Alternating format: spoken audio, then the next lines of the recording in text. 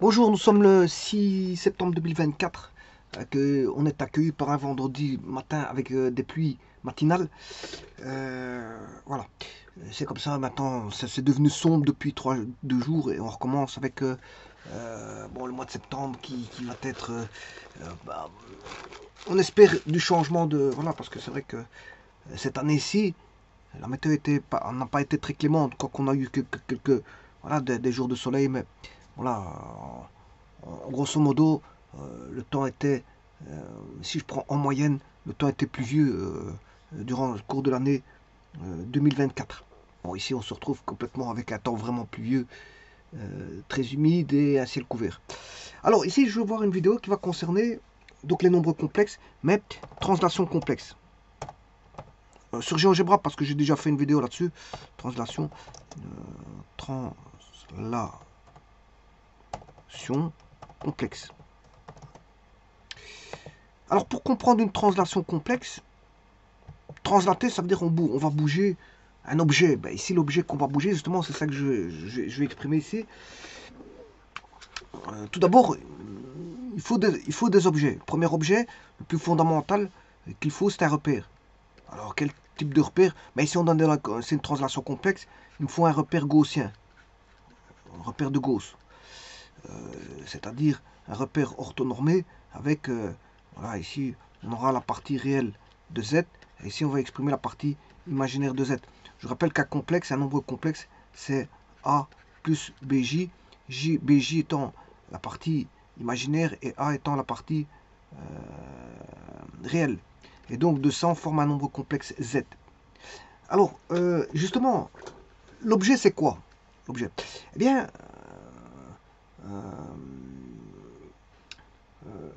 donc le nombre complexe, si je prends le nombre complexe Z est égal à A plus BJ, peut être représenté par un vecteur. Et c'est ça, les objets qu'on va utiliser, ce sont des vecteurs. Attention que ça va être toujours le vecteur par rapport à l'origine.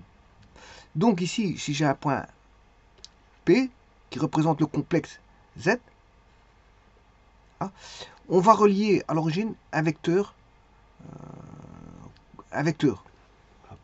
que je vais appeler voilà, le vecteur OZ. C'est le vecteur OZ. Donc j'ai un objet qui permet de faire des transformations parce que les vecteurs, c'est magnifique. Pour exprimer l'équation d'une droite, ben, on commence par exprimer voilà, les vecteurs directeurs de la droite. Et puis on passe en équation vectorielle, et puis en équation paramétrique, et puis en équation de ce que vous voulez, coutumière ou peu importe. Et les plans, c'est le même. Ben, du moment qu'on a un vecteur, le vecteur, c'est un des moyens d'expression les plus utilisés pour beaucoup de choses. Les notions vectorielles, c'est quelque chose de fondamental en mathématiques. On le retrouve quasiment, je veux dire, dans tous les domaines des mathématiques, on a au moins l'expression d'un vecteur. Ne fût-ce que dans un axe, l'abscisse, c'est une représentation vectorielle, voilà, pour lequel on a projeté un vecteur sur un des axes. Et ça vous donne une abscisse ou une ordonnée suivant x ou y. Donc le vecteur est utilisé partout, en géométrie vectorielle, en mécanique, dans les complexes, parce que je vous dis ici, j'aurais besoin pour les complexes de vecteurs pour exprimer voilà, les transformations du plan. Transformation du plan. Donc ici, on a un point P, il faut l'exprimer par rapport à un vecteur. Donc le vecteur est, je veux dire, une unité de base fondamentale pour la géométrie euclidienne, la géométrie voilà, de ce que vous voulez. Dans un plan de Gauss ou dans un plan, même dans un plan, comment est-ce qu'on appelle ça, avec un repère polaire, ben, le vecteur est toujours présent. Il est omniprésent dans beaucoup d'applications, que ce soit de théorie mathématique, voire d'exercices mathématiques. Le vecteur est essentiel. Alors, donc ce qui veut dire que toute opération qui va s'effectuer sur un nombre complexe ou voire des nombres complexes, ben, on peut se ramener aux opérations sur les vecteurs. Donc, on va faire, voilà, ce qu'on appelle, on va aller rechercher les propriétés des vecteurs pour les, je veux dire, pour les donner au complexe. Et donc, l'usage des nombres complexes, ben, derrière ça, on aura l'usage de vecteurs.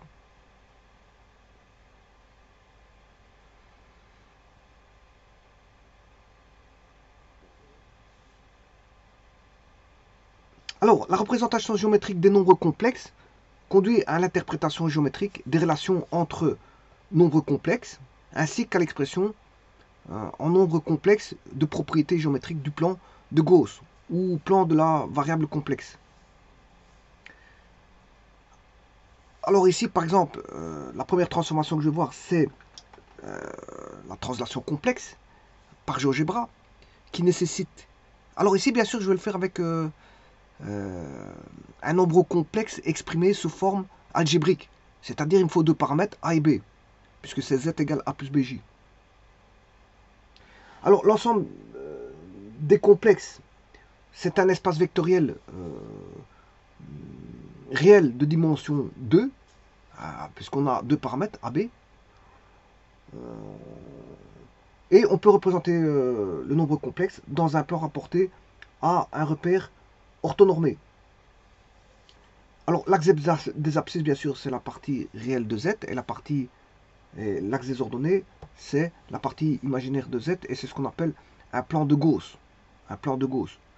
Voilà, on a un plan de Gauss. Alors, la distance euclidienne de O à P, c'est ce qu'on appelle, bien sûr, le module du nombre complexe. C'est le module du nombre complexe. P est associé, le point P que vous voyez là-bas, qui est l'extrémité du vecteur, qui est voilà, le point représentatif du nombre complexe dans le plan de Gauss. Donc il est associé au complexe A plus BJ. Et on dit que Z, qui est Z est égal à plus BJ, hein, Z étant le nombre complexe, Z est la fixe du point P. Z est la fixe du point P. Et donc ici, le vecteur OZ, bien sûr, c'est aussi le vecteur OP. Hein.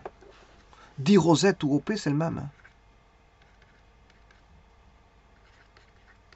Voilà. Et Z est la fixe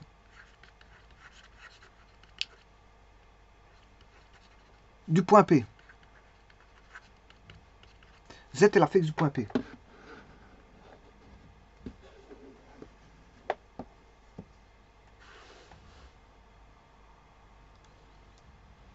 Alors bien sûr, on peut faire des sommes de complexes. Donc on peut sommer des vecteurs. On peut faire la différence de complexes, on peut multiplier des complexes. Voilà, et donc on va manipuler, si vous voulez, derrière tout ça, des vecteurs.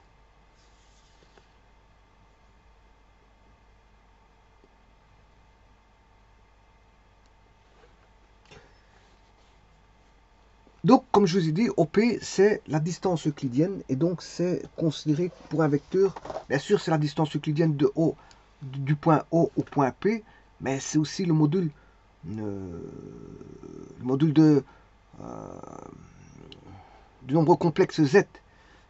Alors, je vous rappelle que le module d'un nombre complexe, c'est du Pythagore, puisqu'on a ici, on est dans un repère cartésien orthonormé, on a des triangles rectangles. Donc ici, le point P, ce sera la partie réelle vaut A, la partie imaginaire vaut B, vous allez avoir A carré plus B carré, racine carrée, et vous allez avoir la distance OP, c'est-à-dire le module. Module, c'est ceci. En d'autres termes, c'est la partie réelle au carré plus, on va dire, la partie imaginaire de Z au carré. Bien sûr, pris avec une racine carrée. Et là, bon, on peut calculer aussi le module d'une certaine façon qui est, voilà, Z fois Z bar. C'est le nombre complexe fois son conjugué. Vous aurez aussi le module. Parce que si je prends... Petit instant, je vais ouvrir une page.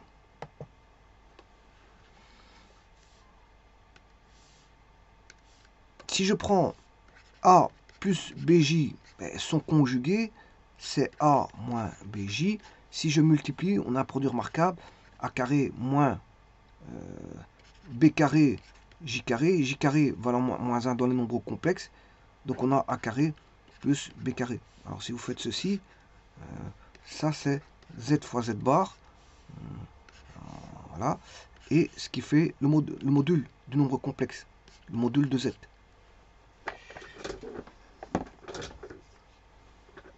Alors on peut représenter aussi, non pas avec deux paramètres algébriques AB, mais on peut aussi représenter par un module.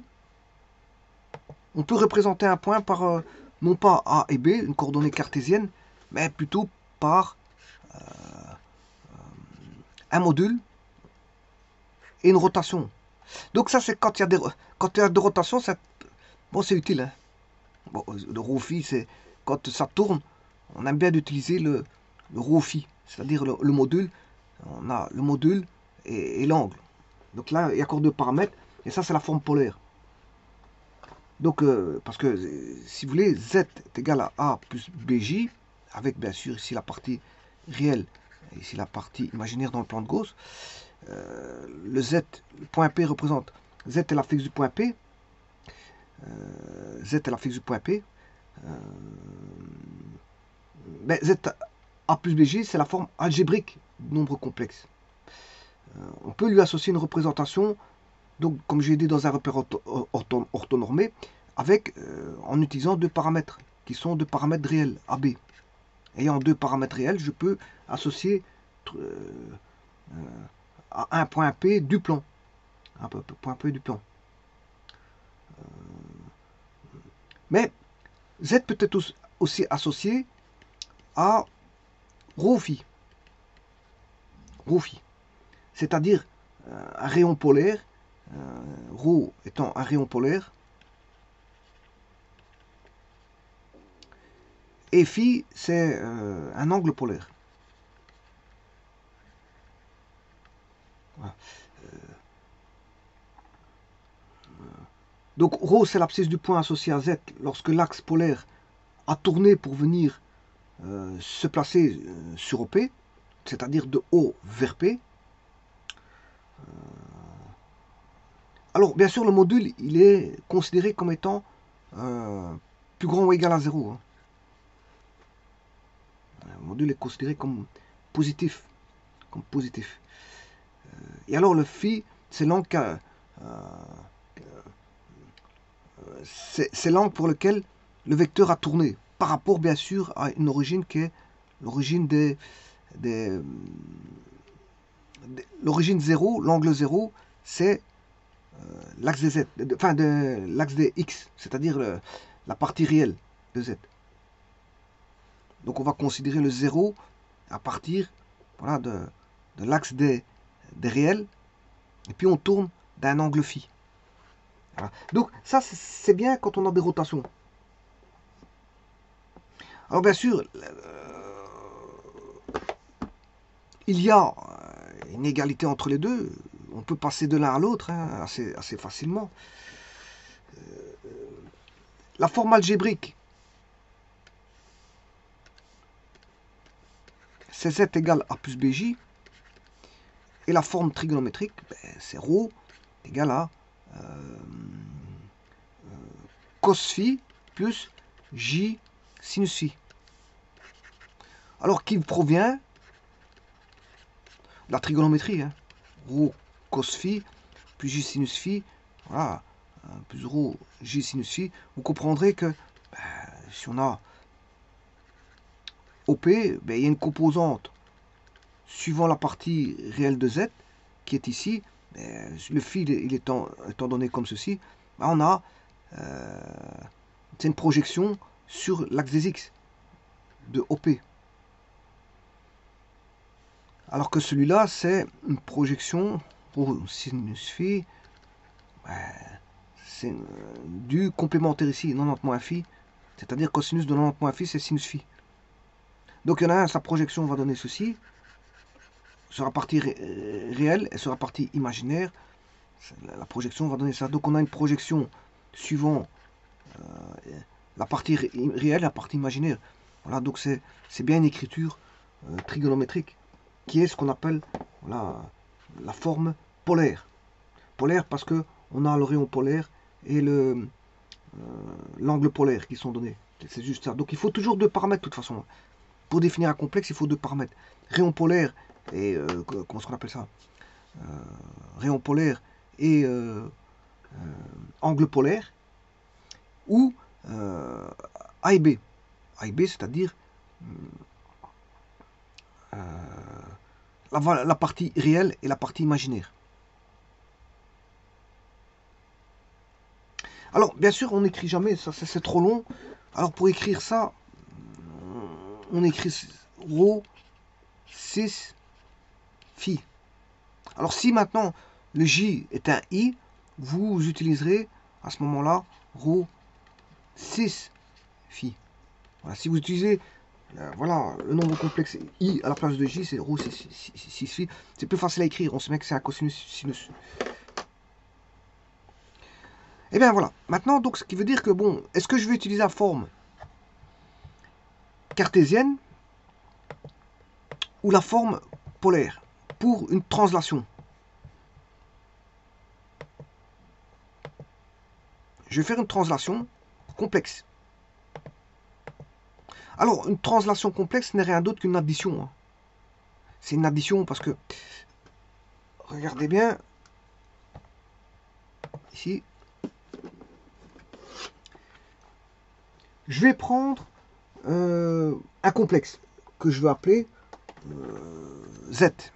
Z, c'est le nombre pour lequel je désire faire une translation.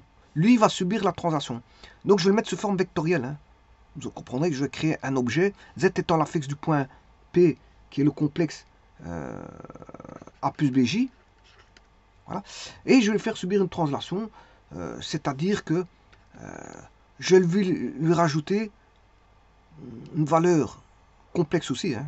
Bon, elle peut être réelle, mais bon, je vais la faire complètement, la transformation de translation, je vais lui rajouter un nombre que je vais appeler alpha, qui est la translation. Toujours, bien sûr, vu sous forme vectorielle. Alpha qui vaudra A0 plus B0J. Donc faire une translation n'est rien d'autre que de trouver un vecteur transformé. Voilà. Donc c'est-à-dire qu'ici, qu'est-ce que je vais faire?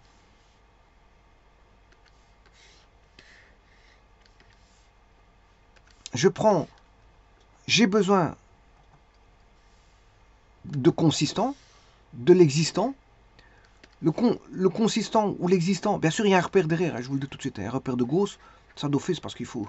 Et la consistance, c'est déjà d'abord d'avoir un repère. Ici, c'est un repère de Gauss, puisque je représente un point dans un repère de Gauss. Donc, il faut la première consistance qu'on doit avoir, l'existence, c'est d'un repère. Ensuite, on y place un point P qui est le point P qui est la fixe de Z, Z étant A plus BJ. C'est-à-dire qu'ici, ben, j'ai la consistance d'un point qui représente un nombre complexe. Ensuite, je vais créer le vecteur OP, voilà, le vecteur OP, et puis après, je décide de faire ma translation. Alors pour ça, il faut un vecteur de translation. Alors pour ça, je crée, je dis, oui, je n'aime pas de mettre alpha parce que ici le problème, ça fait penser à une rotation. Comment est-ce que je pourrais appeler ça? Comment est-ce que je pourrais appeler ça? Je sais pas comment est-ce que je pourrais appeler ça parce que, bon, la transformation va donner Z'. Le vecteur transformé, alors la transformation ici c'est une translation, mais je vais le faire subir au travers d'un vecteur de translation que je cherche le nom. Z, ah bah je peux l'appeler W. Je peux l'appeler voilà, W. Donc, elle va subir une transformation de translation voilà, de vecteur OW. Et donc, ça, c'est une translation. C'est-à-dire qu'en d'autres termes, pour faire une translation, justement, c'est ce que je vais voir, c'est une addition vectorielle. C'est une addition vectorielle. Alors, supposons que le vecteur de celui-ci s'appelle A0 plus B0J. Celui-là, je débute avec Z est égal à A plus BJ. La translation n'est rien d'autre que Z plus W, qui va donner Z'. Voilà, la translation, ce n'est que ça. C'est-à-dire que, en d'autres termes, je vais le faire au niveau vectoriel. Hein. Je vous ai dit que je vais utiliser au maximum les vecteurs sur GeoGebra, donc c'est ce que je vais faire dans un petit instant. Mais pour l'instant, je suis en train de voir ce qu'il faut faire sur GeoGebra avant toute chose. Alors, donc la translation, elle est assez simple. On utilise la forme algébrique parce que j'ai pas besoin de rotation. Si j'avais besoin d'une rotation, je cherchais la forme polaire. Bah, ici, j'ai besoin d'une translation. Et donc, si je fais Z plus W, avec Z qui vaut A plus BJ, plus A0 plus B0, J, c'est ce que j'avais dit pour le W, ouais, c'est ça. Et donc, là, pour trouver le vecteur de transformation Z', ben, le Z' vaudra A plus A0 plus B0 J. Bon, et bien maintenant, on va le voir avec les vecteurs. On va tout représenter, tout ça, avec paramètres, bien sûr, deux paramètres, avec les paramètres cartésiens, AB. Donc, je vais chercher un vecteur. Donc, je vais chercher un curseur. Il me faut 4 curseurs. En voici un. Bon, j'ai pas besoin de mettre ça. Je peux le faire directement. A. B. Là, il ne dessine pas les curseurs. Alors que si je cherchais le curseur, il va me le dessiner. Voilà. Ici, il peut me le dessiner si je fais ça. Voilà, il me le dessine. Ben, maintenant, ici, je les ai directement non dessinés. Si je veux les redessiner, je l'active. Alors, j'aurai C, D. Alors maintenant, je construis mes nombres complexes. Alors, le consistant, je l'ai, puisque j'ai mon repère gaussien, il est là, un réel imaginaire. Ma deuxième consistance, c'est de mettre un complexe quelconque, que je vais appeler Z est égal à A plus BJ. Alors ici, sur GeoGebra, c'est pas J, mais I. Voilà. Bon, je sais pas qu'est-ce qu'il a fait. On recommence. A plus B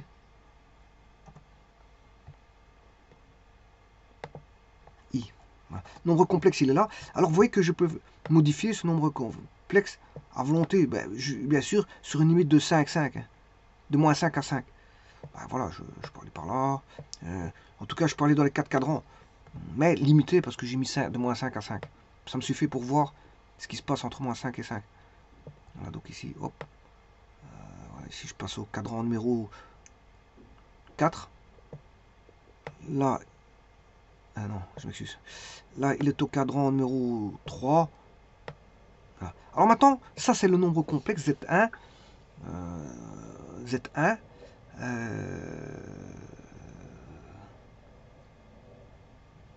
Je vais lui associer le vecteur à partir de l'origine. Bon, l'origine, il faut que je la mette.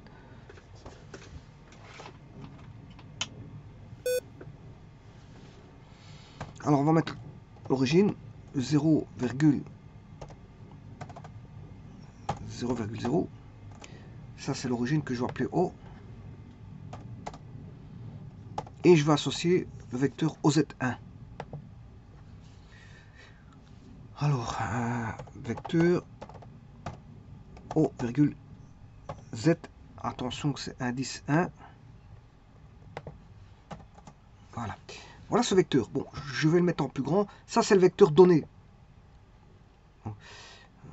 Propriété. Couleur, je vais le mettre en rouge. Style. Voilà, on va l'agrandir. Voilà, ça, c'est le vecteur donné. Alors maintenant, ce que je vais faire là, je vais lui associer un vecteur de translation. Donc, ça, c'est le vecteur existant. Il me faut un deuxième vecteur qui va me permettre la transformation de translation.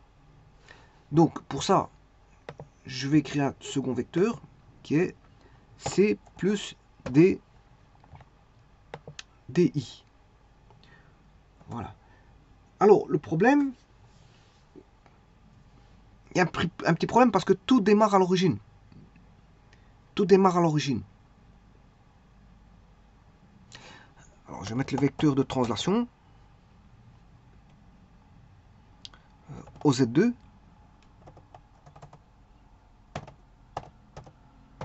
Indice 2. Voilà. Je vais changer ces caractéristiques pour dire que c'est le vecteur de translation. Je vais le mettre en bleu. Style. Beaucoup plus gros. Voilà. En 7. 9. Bon, maintenant, je vais faire la somme.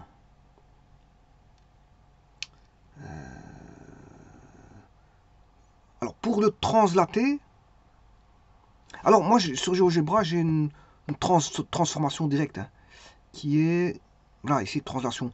Bon, je ne vais pas manipuler ça, le but, c'est pas de montrer ça. Ça, c'est en automatique. Ça, je peux le faire en automatique, mais bon, je ne vais pas le faire en automatique, je vais le faire justement avec les formules. Je vais faire ce que GeoGebra fait, en fait. Voilà, on va dire ça comme ça. Alors, maintenant, il faut chercher le vecteur translaté. Alors pour ça, je vais chercher la somme vectorielle qui représente OZ1 c'est U et le vecteur OZ2 qui est V. Alors si je fais U plus V, voilà. Et c'est ça le problème, il est là. Le problème,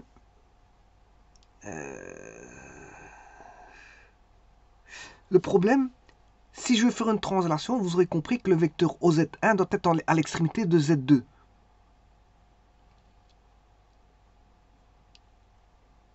Voilà. Ça, c'est la somme. C'est juste la somme, ça. C'est la somme. Alors, bien sûr, le vecteur Z' est à l'extrémité de ce vecteur-là. Alors, ce que je peux faire,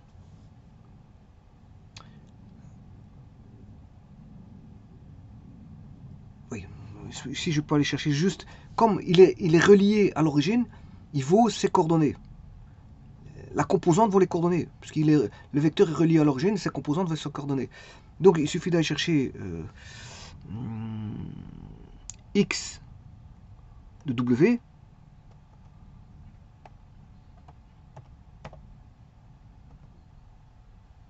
virgule y de w. Voilà, et là j'ai bien un point. Alors je vais appeler ça, ce point-là, Z'. Voilà, Z'.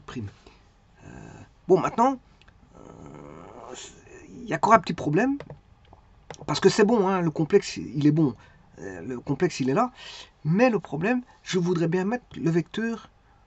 Parce que là, c'est vrai que j'ai pas encore le vecteur translaté là.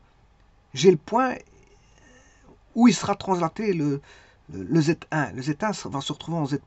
Mais le vecteur, on ne le voit pas. Alors pour translater le vecteur, pour ça, il faut que je mette au Z1 à l'extrémité de Z2.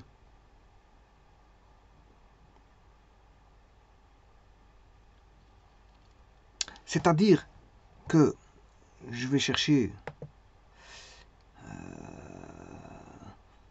un représentant du vecteur OZ1 qui est relié à l'extrémité Z2. Voilà. Et là, c'est le vecteur translaté. Donc, je vais chercher la couleur verte, augmenter le style à 9. Et voilà. Et ça, c'est le translaté. Vous voyez que le rouge a été translaté du vecteur OZ2. Mais le point, il est toujours... le Z' de tout à l'heure, il était bon. Hein. Voilà. Ça, c'était pas un problème. Voilà.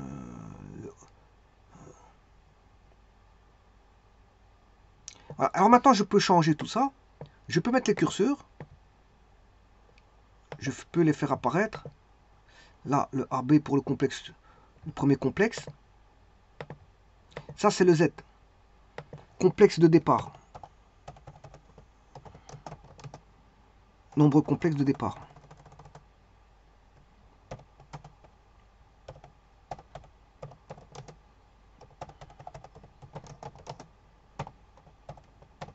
Voilà. Ça, c'est le nombre complexe de départ. Qui est Z1. Qui est Z1. Alors, ensuite, je vais faire apparaître les curseurs C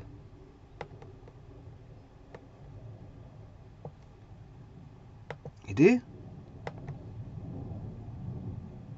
qui est le vecteur de translation. Ou, si vous voulez, le complexe qui va représenter ce qu'il faut translater. Donc ici, je vais appeler ça nombre complexe qui va faire subir la translation. Qui va faire subir la translation. La translation de quoi? Du nombre complexe de départ.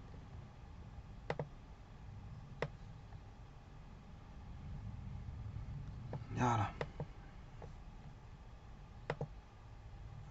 Alors, et en vert, vous avez le vecteur translaté qui donne, dont l'extrémité va donner le nombre complexe translaté. Et à partir de là, vous voyez que je peux... Alors, je peux changer le vecteur de translation.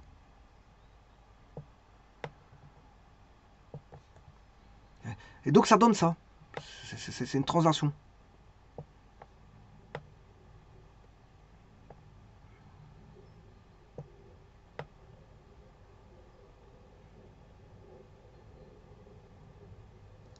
Alors, je rappelle que la translation conserve le parallélisme. La translation conserve le parallélisme.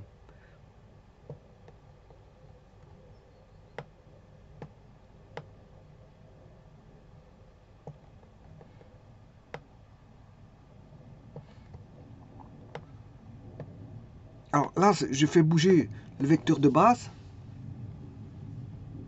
c'est-à-dire le nombre complexe de départ, le Z, toujours avec le même nombre complexe qui va faire subir la translation est toujours le même. Voilà.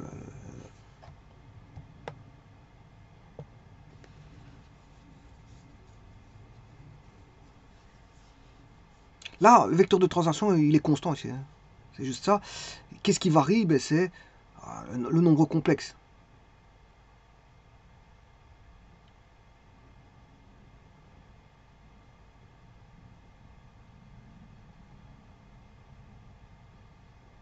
Alors maintenant, je peux mettre la représentation du module par des cercles.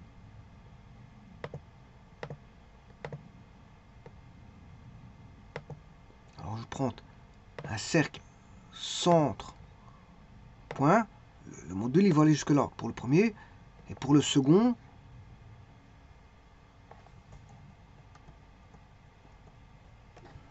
le module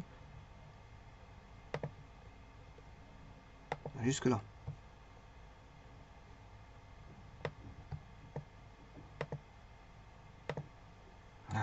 Et là, qu'est-ce qui se passe? C'est le module du nombre complexe, la direction du complexe Z1 qui change, donc forcément l'autre lui est parallèle. Il conserve la même direction. Oui, attention que le module, je m'excuse, le module c'est pas ça. Le module du second nombre complexe, je m'excuse, il n'est pas là. Celui en vert, c'est pas celui-là. Je vais le faire avancer pour lui représenter un cercle. Si je veux le module du nombre complexe,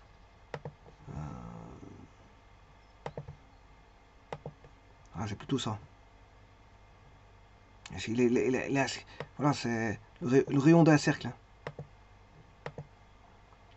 L'autre cercle, c'est pas ça.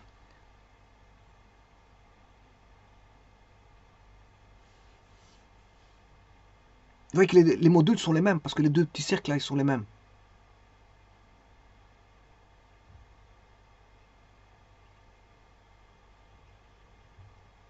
Alors, le grand cercle, c'est simplement la distance par rapport à l'origine. Enfin, la distance de l'extrémité du vecteur vert à l'origine.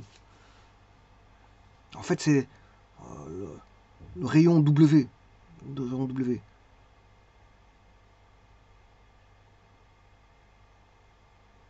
C'est-à-dire que c'est le module du vecteur W. C'est vraiment le module du vecteur. Donc ici, j'ai trois modules. J'ai le module de Z1 au travers du cercle, le module de Z2 à travers du second cercle qui est le même que l'autre cercle, et le troisième cercle qui est complètement différent, c'est le module du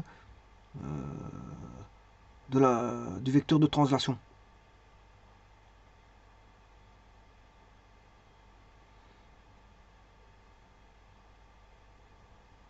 Alors ça, c'est pour un vecteur de translation qui est constant. Parce que si maintenant, je décide de rendre le vecteur de translation variable, ça donne ceci.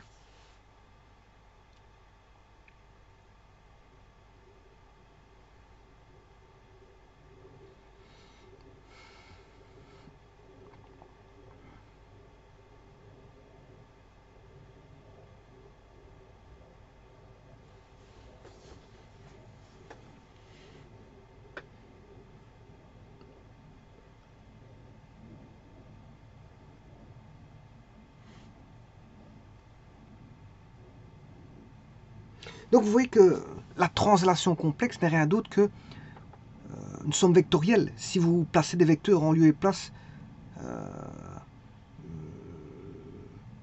des nombres, voilà, des nombres complexes, vous leur faites référence à un vecteur qui débute à l'origine. Simplement ici, il y a un vecteur qui n'est pas référencé à l'origine, c'est le vecteur qui est justement translaté, le vecteur translaté qui est en vert.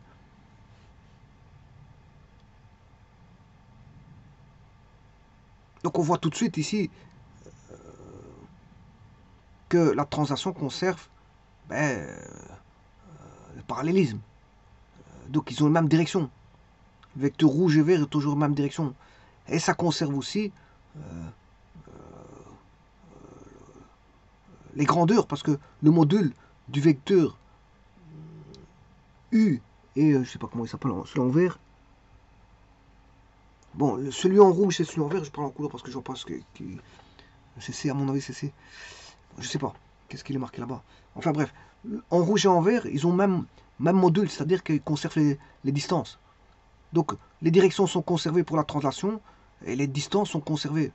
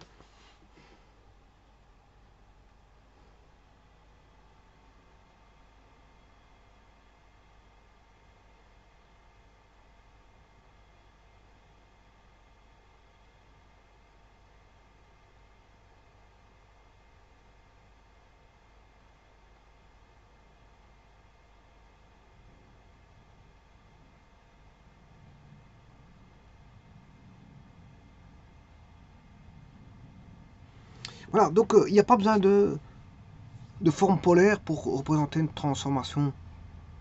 Les coordonnées cartésiennes, enfin, la forme cartésienne suffit. La forme cartésienne suffit. Je vous remercie.